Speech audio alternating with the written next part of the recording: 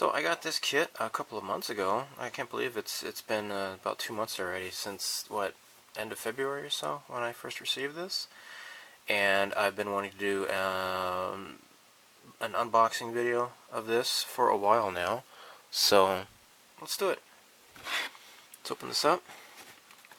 And I'm going to edit out the crinkly plastic noise this time. Okay, so first you see the instruction manual. I'm not going to spend much time looking at this, but there you go. Got your paint callouts in Mr. Hobby Aqueous, or sorry, Mr. Hobby Color actually. Mr. Color. Where's the paints? Oh wait, ooh, cool. I just saw something cool here. So you can do the Afterburners in the dilated mode or the constricted mode. That's cool. You can choose. I think maybe the paint list is maybe in the front. Yeah, here we go. Black, silver, dark sea gray, steel, flat black, blah blah blah. And you got a bunch of the military colors. These are in the 300 numbers here. Okay, so I've got most of these. So, pretty cool. Alright, let's move on here. So, I showed this before. Let me just get to this now. Let's open this up. Okay, so you have actual rubber tires. This is a 1/48 scale, so that's great. You got some little, I think these are like metallic parts in there as well. Are those hubcaps, perhaps? Or hubcaps, whatever they're called. Yeah. And get some more of them. And here we go. There's the photo etched. Okay, it actually comes with photo etch. That is really cool. That is super neat. Okay. Okay, let's put this back in the box here. I'm not going to take these out of the bags. There's no point in doing so.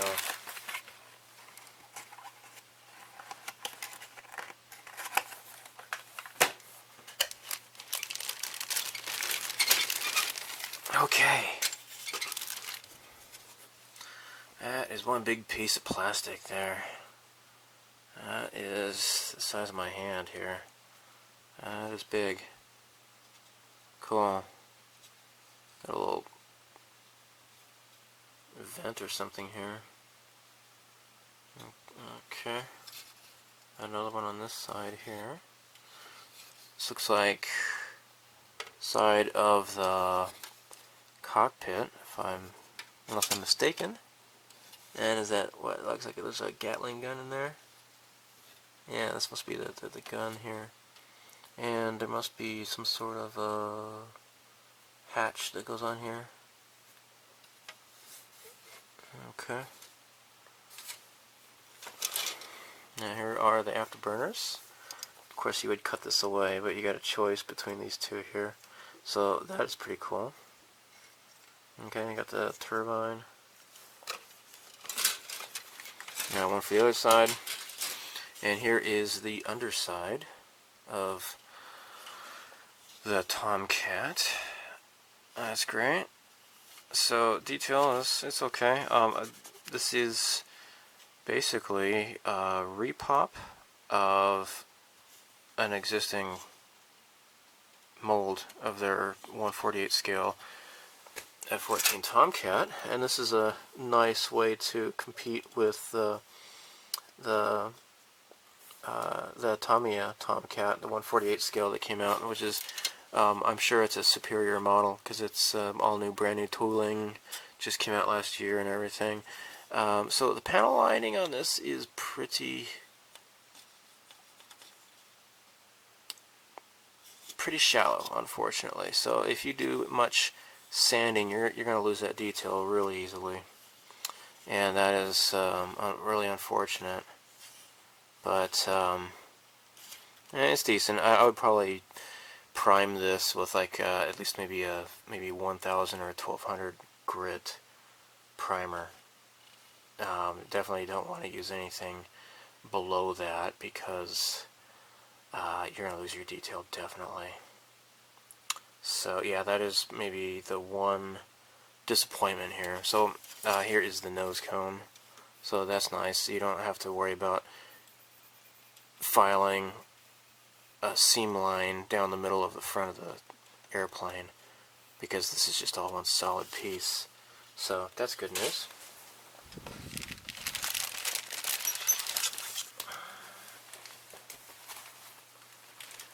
Alright, lots of pieces in this big huge bag here. Oh golly, look at this. Okay. Wow. Okay, so what do we have here? These are the seats. And, ooh, I think I have to be careful. Something's, there we go. Okay, so these are identical runners. You got the pilot's head. Okay, it comes with 2 pilots. 2 pilot seats. And I don't know what these pieces go to, but I'm sure they're important. I don't know what this is. Maybe a drop tank or something? I don't know. I don't know, beats me. Okay. So you got the pull rings here for the ejection seats and such. Nice. Okay.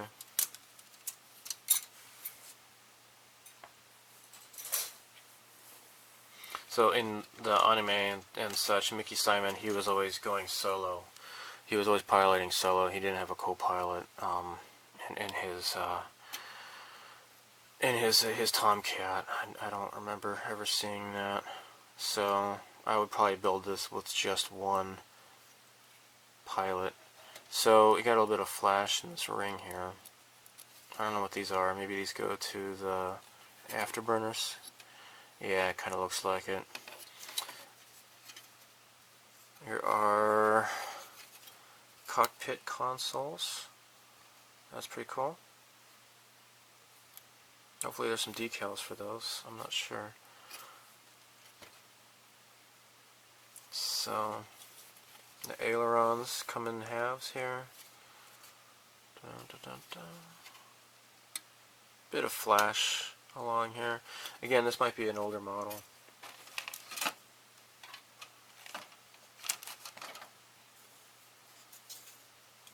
These are parts for the landing gear. Oh, here's the... Here are the arms for the pilots. Lots of fine detail here. I'm not sure what these all go to. Maybe these are like inside of the panels and such. So yeah, it looks like there's some detachable panels that you can do. And here are the wings. Now, this is interesting because this is not the, this type of action for the wings that you see with the 172 scale Tomcat. This is something else that's going on here. Not really sure how that goes. Yeah, these are the, I think these must be the stabilizers here. Okay, I'm not really sure how the wings are supposed to go here. So it looks like the wings kind of wrap around these pegs here. Okay, so I guess that's how they work. Huh. Alright. And something I noticed here is you can have the slats and flaps installation. You can have these angled down or straight. See, these are on the wings. So, interesting. Alright, so here is the canopy and the other clear parts. I'm definitely going to leave these in the bag. Okay. And lastly, the decals. Let's look at the decals here. Okay, so we get the Area 88 logo. And here, see, this is the thing I was really concerned about, was whether or not it was going to have these bunny. You know, it's obviously very inspired by the Playboy bunny rabbit. It's not quite the same, but it's obvious that's what they were going for in the comic. And at the hobby show in 2016, and also in the magazines and such, they would have this Tomcat built up, but you wouldn't see these. You would see the hearts on the ailerons, but you wouldn't see the bunny rabbits. But fortunately, they are there. The one thing I can see that is unfortunate is they do not have small, tiny little decals for these, for the helmet, because Mickey Scymon has his bunny rabbit logo on his helmet. But that's really the only complaint I have.